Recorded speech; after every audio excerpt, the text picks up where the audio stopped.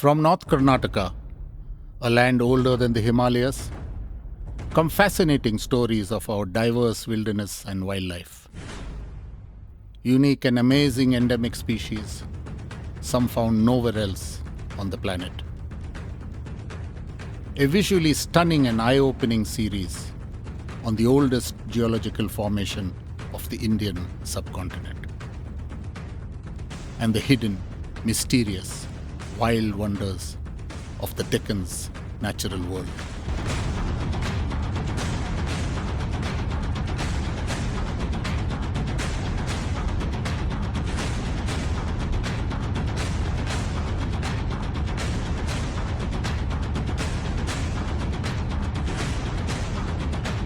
This is Koppal. This is our wildlife. This is the Deccan.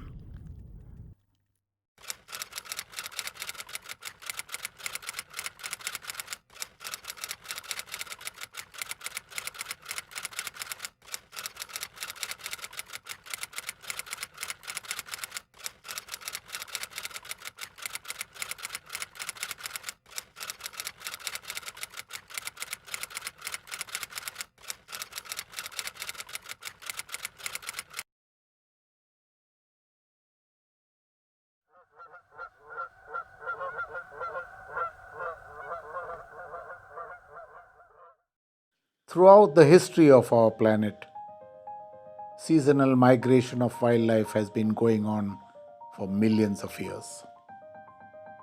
One such phenomenon is when birds from the freezing northern hemisphere will travel thousands of miles over high altitudes, across oceans, crossing continents, and even navigating deserts to escape the harsh winter and migrate to the warmer regions south.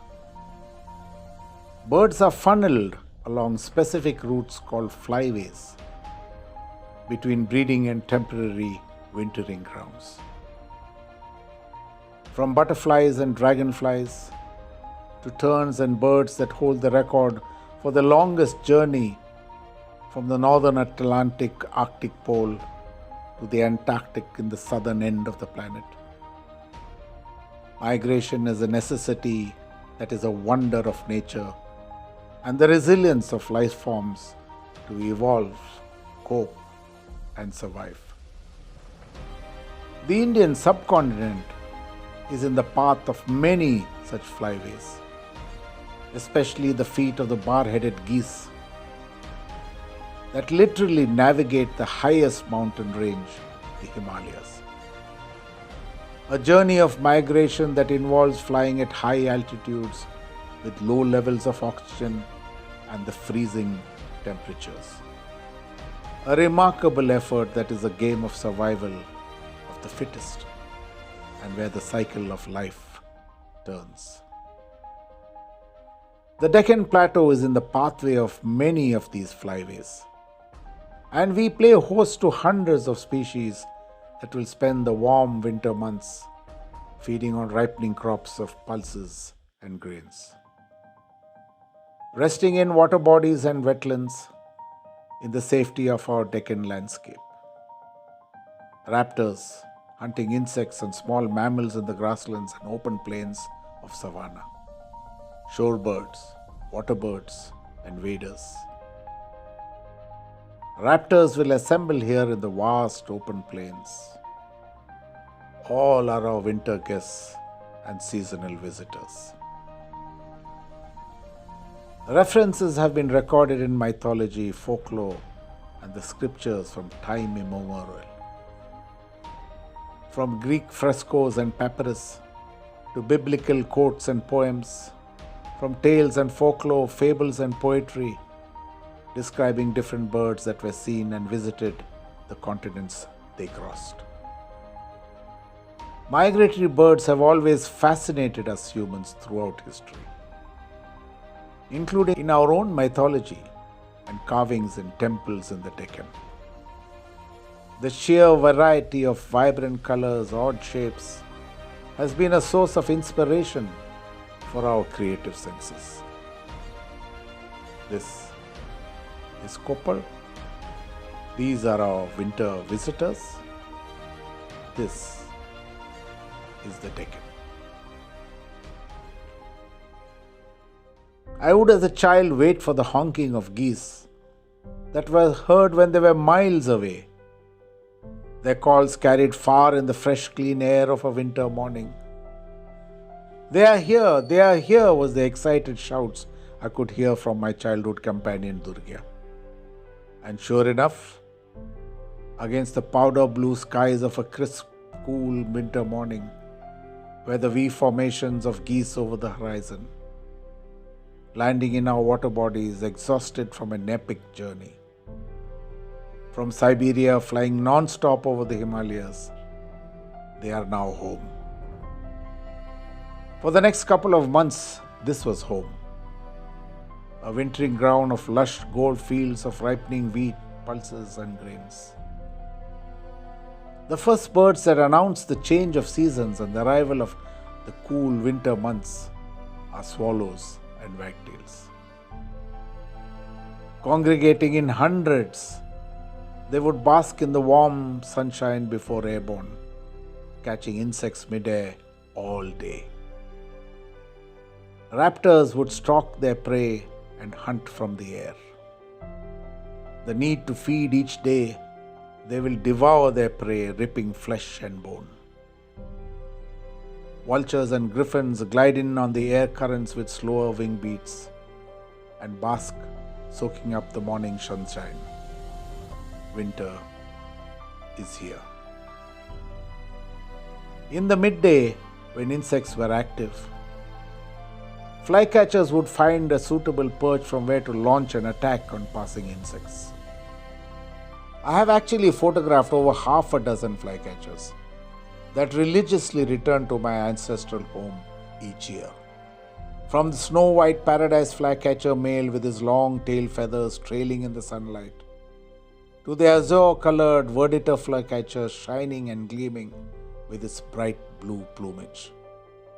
The canary flycatcher that is always moving about, to the red-breasted flycatcher waiting patiently on a vantage perch, hunting passing insects. This is my Garden of Eden. These are my own winter visitors and family guests. But now, there are serious issues where insects are disappearing and other food sources that are the basic diet for so many birds are diminishing.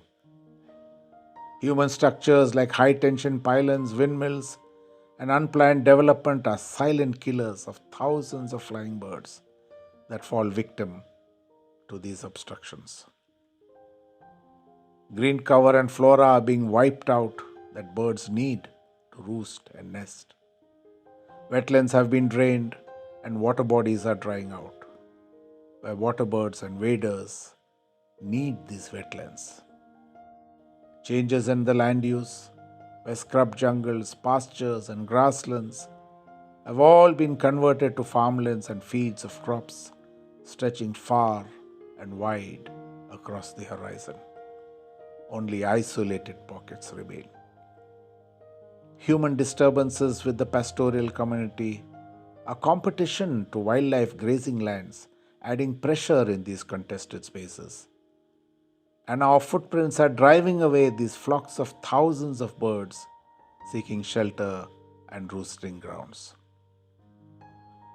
The primary function of all migrating wildlife is food, and the changes in the climate that is extreme in some parts of the planet. The reverse migration back to the breeding grounds in summer is for procreation. This is the web of life, where seasons, weather, climate, food, and habitats will determine these patterns. Regional and domestic migration also happens, in many cases, within our subcontinent. Climate changes is affecting this phenomenon, altering the very foundation that has been going on for thousands, if not millions of years. No wintering grounds mean no migratory birds. No wetlands and feeding grounds mean no millions of migratory winter visitors. One day, these sights may become rare and fewer for our children. Alarming, but true. We need to address these concerns and issues and meet the challenges head on. We at DCF can only work relentlessly to save the last bastions and habitats of the Deccan Plains, and to sensitize our policy and opinion makers and involve our strategic partners and local stakeholders, to accept and acknowledge the issues and concerns and focus on what needs to be done to save our natural world and nature's biodiversity, where thousands and thousands of migratory birds will fly in each winter to the warm weather and the abundant feeding grounds of the Deccan.